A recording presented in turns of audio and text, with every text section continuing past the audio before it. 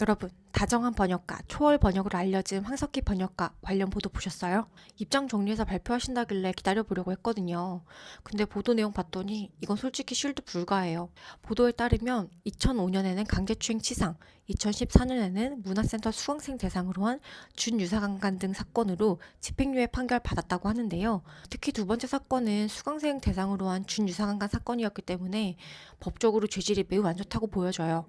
사실 실무상으로는 구속될 만한 사건인데 보도된 내용 따르면 생계와 아내분 선처 호소로 집행유예가 선고되었다고 해요.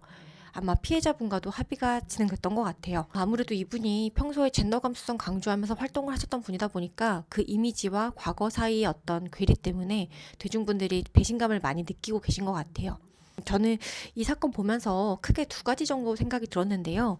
첫 번째는 성범죄는 초범이라도 가볍게 봐서는 안 된다라는 건데요.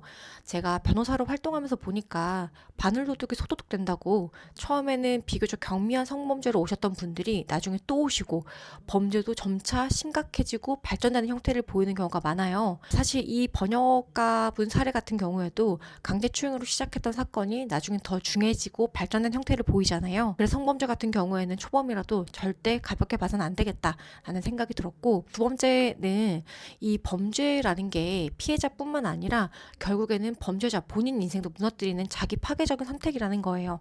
이분 사건 후에 사실 원바디스 데드풀 같은 작품으로 크게 주목받으셨잖아요. 이분이 이렇게 자기가 크게 주목받을 줄 알았더라면 과연 이런 잘못된 선택했을까? 그래서 저는 이런 범죄 충동이 드시는 분들이 있다라고 하면 이 범죄라는 게 피해자뿐만 아니라 본인 인생까지도 무너뜨리는 선택이라는 거, 이 사건 반면교사 삼아서 그런 행동하지 않았으면 좋겠어요. 물론 일각에서는 이미 다 지난 일을 왜 이제 와서 파묘를 하냐, 범죄자한테도 잊혀질 권리가 인정돼야 되는 거 아니냐, 이런 의견도 있어요.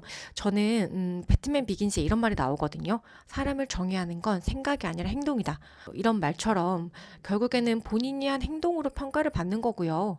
그 평가가 언제 어떤 방식으로 이루어질지는 본질적인 부분은 아닌 것 같아요. 결국 본인이 한 행동에 대한 책임, 어떤 방식으로든 져야 되는 게 아닐까요? 여러분은 어떻게 보세요?